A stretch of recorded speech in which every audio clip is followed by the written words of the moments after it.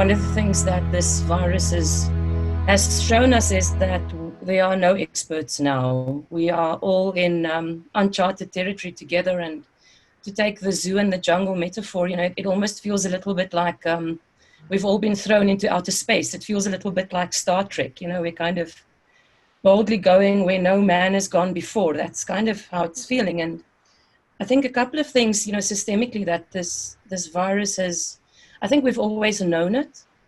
I think we've always known that the world is complex and that the world is inherently uncertain, but we've engaged with it a little bit as if it's a concept.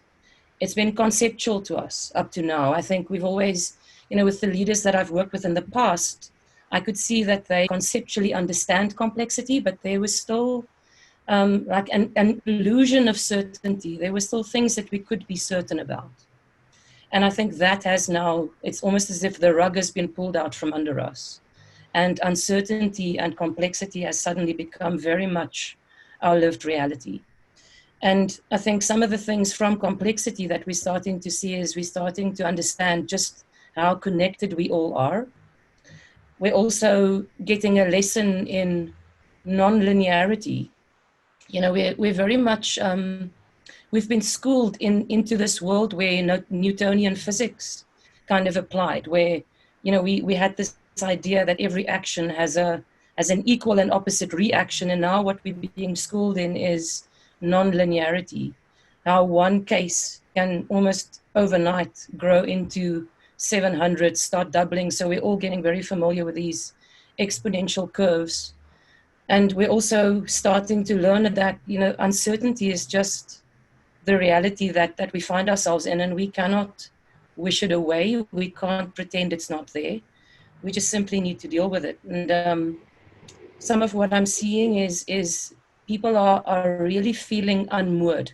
It's as if they've lost their bearings, and the stable ground that they could move from is being eroded and is disappearing. And it's interesting, some of what I've picked up in the conversation is there's this interesting, all of these tensions that we have to navigate now, because some of us are stuck in busyness and others find themselves in paralysis.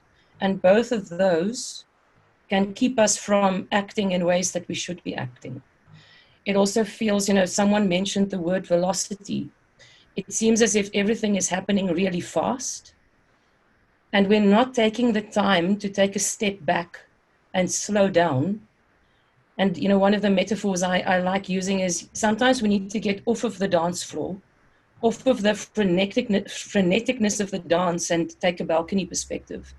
How can we start looking at the patterns that is still there, that's unfolding, even though the old patterns that we could recognize are no longer valid?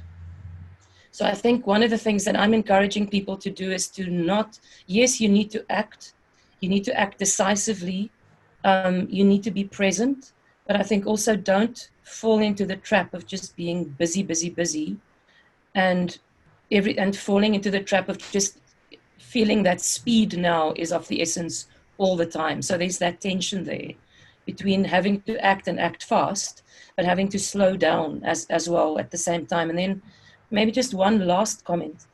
I think the domain of crisis is also the domain of innovation. So when you send your crisis teams in, send an innovation team with them. So Dave Snowden always said innovation does not come from creativity. Innovation comes when there's a pressure of time, starvation of resource, and perspective shift. And I think we've got all three of those now in spades. So while the anxiety might be getting us, into a very myopic focus and this focus on busyness, I think we also need to be aware that there are tremendous opportunities in this moment as well. And we really need to stay aware of them and to be intentional about pursuing them.